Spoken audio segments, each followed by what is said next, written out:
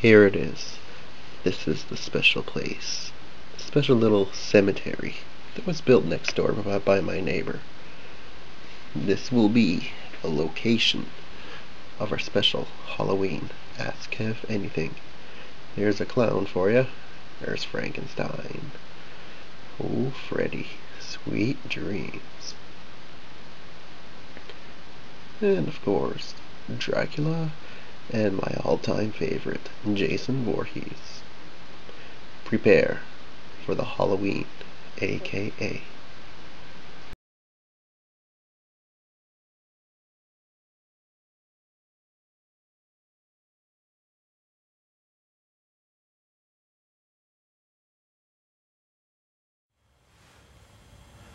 Hello and welcome to a special Ask Kev Anything Halloween edition.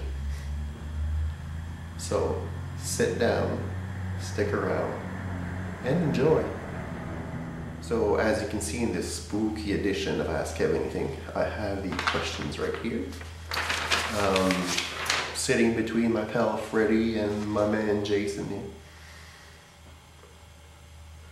So, yeah, it's pretty awesome.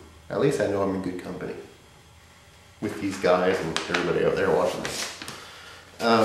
First question here, we can actually read this. It's kind of dark out here. It's from JP Garcia 6, and he asks, has anyone ever said to you, hey, aren't you the guy from the internet? Or something along those lines?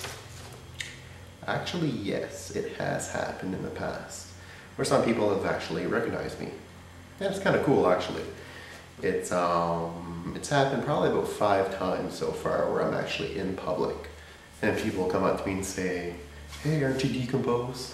So yeah, it's pretty neat. It's always cool when it happens. I always like to meet people who actually watch my stuff. So yeah, it actually has happened on a few occasions. It happened like a few times at BotCon in 2007. It happened locally here like 2-3 times. And it's happened actually abroad when I was in the US just vacationing. People actually recognize me there too. So it's kind of neat. And actually, speaking of that, people noticing and people seeing me in the live and all that stuff, I'd like to throw something out there right now. I'd be interested in doing an Ask Kev Anything live. Either maybe at BotCon 2009, or maybe at San Diego Comic Con 2009, or the New York Comic Con 2009. Who knows? So if you're interested in seeing DCompose in the live and asking me questions live, just to show you that I don't rehearse any of my answers, I just come up with the stuff live and I just talk about it as I go. I'd be interested in doing a panel at one of these events.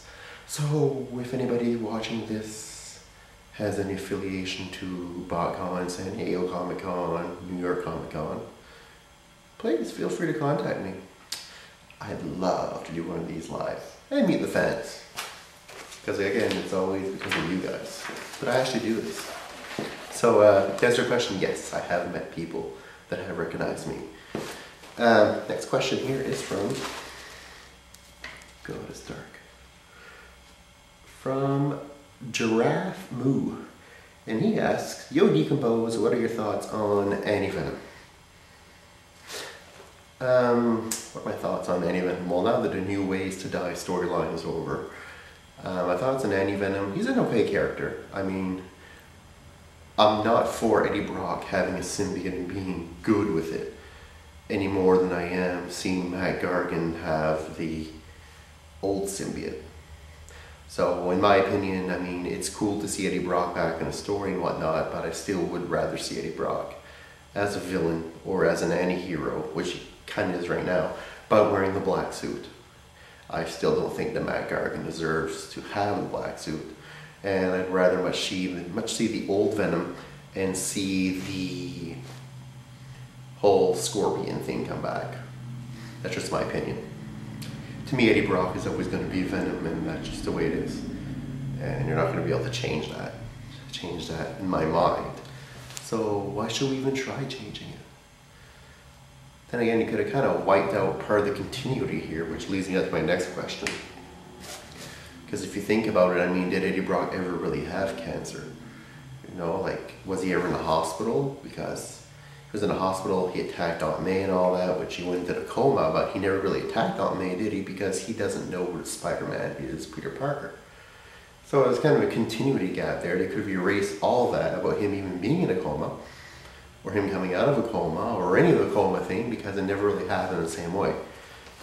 Which leads into the next question here, which was, where is that? From, oh my God, should have brought a flashlight.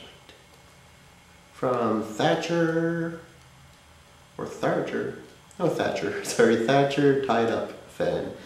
And he asked, what were my thoughts on Norman Osborn not knowing that Peter Parker was Spider-Man in New Ways to Die?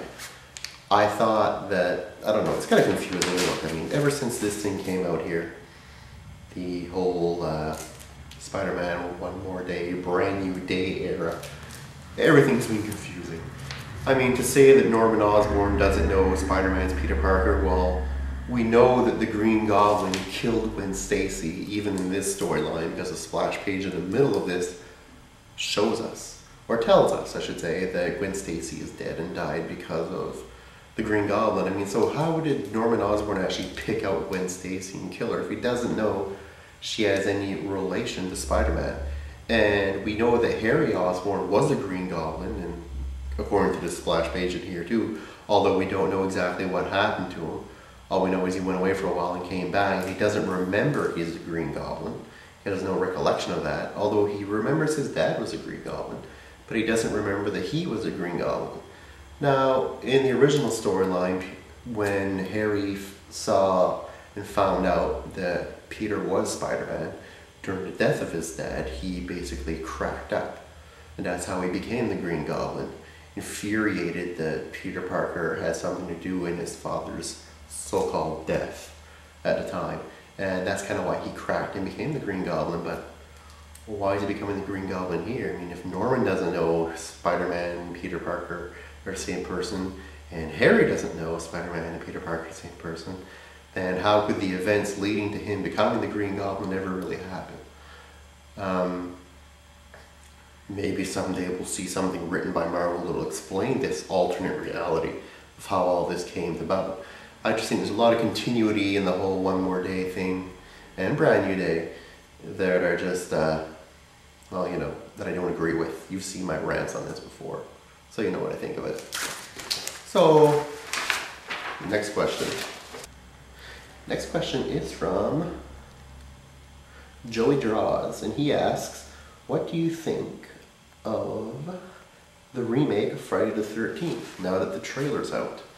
So what are my thoughts on the new Friday the 13th movie? I think it looks pretty darn good. I mean, I love Jason. I'm a huge Jason fan. I've always been a Jason fan. I mean, the guy's standing right there next to me anyways. So I mean, I've always loved Friday the 13th. One of my favorite horror franchises ever. Probably my favorite horror franchise ever. So I'm a huge fan. And to see Jason reinvented in a way that looks cool, it's kind of a mix between part 3, not kind of part 1, 2, and 3, I guess, together. What I can see, I mean, and some of the figures that are out now, all the prototype figures that are out, he's got like long hair like in part 2, but he has a hockey mask like in part 3. So it's kind of like a hybrid, I guess. Cool part about him, and we all know this by the trailer, he runs. See Jason run. It's awesome. He kind of runs a bit in part 3 in the flashbacks. I find it's a lot more menacing when the killer's running towards you than when he's just walking behind you like about 50 feet. You run about, you know, a mile down the road, and then next thing you know, boop, he's where you're running to. He pops up there before you do, then he kills you. Or kind of like you, like he always does. He always did that in all the parts. You know, after part 3. You'd run, you'd get somewhere, and he was already there, and he'd kill you. Where you'd be in Manhattan, you climb up a building, and then poof, he was up on the building already. It was kind of funny in a sense, because it is kind of Jason's lore, and it was Jason's thing, you know, to have him actually come in, you know, and be this slow stalker, but always get his prey, which is kind of neat. But I think we're ready for something new and something fresh. And I think this movie is going to deliver both.